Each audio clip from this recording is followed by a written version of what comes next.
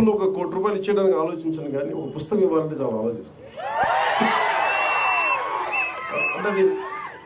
అంటే పుస్తకాన్ని ఇవ్వాలి అంటే నిజంగా నా సంపదను ఇచ్చేసి, అంటే నా కర్ణుడి కవచకుండలాలు ఎలా కోసేస్తే బాధపడుతుందో నాకు తెలియదు, కానీ నా పుస్తకం ఇవ్వాలంటే మటుకు చాలా కింద మీద పడిపోతాను. ఇవ్వాలి అందుకని ఏంటంటే కొంతమంది అడిగినప్పుడు, ఈవెన్ నా పిల్లలు అడిగినప్పుడు కూడా వాళ్ళకి కావాలని ఇంకో కాపీ కొనిచ్చిస్తాను తప్ప నా పుస్తకాలు ఇవ్వడానికి ఇబ్బంది పడతాను. అంత మమకారం నా పుస్తకాలు.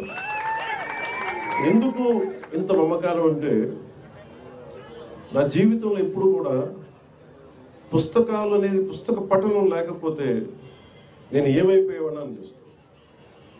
నేను ఇంటర్వ్యూని కూడా ఎందుకు మధ్యలో ఆపేశానంటే చదువుకోలేక కాదు, మార్క్స్ తెచ్చుకోలేక కాదు, బాగా చదివేవాడిని.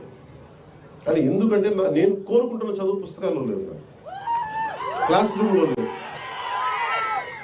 అందుకు నేను ట్యాగూర్ గారి ప్రేరణతో, అంటే రవీంద్రనాథ్ ఠాగూర్ స్కూల్కి వెళ్ళకుండా ఇంట్లోనే కూర్చొని నేర్చుకున్నారంటే అది నేను కూడా ప్రేరణ తీసుకొని ఆయనలాగే చెట్లు చేమలు మొక్కలు చూస్తాం. మా దగ్గరికి అంత లగ్జరీ లేదు, పెద్ద ఉద్యానవనాలు లేవు. మాకు కూడా 2 రోజా మొక్కలతో కుండీలనే చూస్తాం. పుస్తకాలు పెట్టుకొని, క్లాస్ పుస్తకాలు పెట్టుకుని రోజా పువ్వులను చూస్తూ ఉండిపోయాడు. ఎట్లా ఎగ్జామ్స్ ఫెయిల్ అవుతాం కదా ఖచ్చితంగా, చూస్తాం.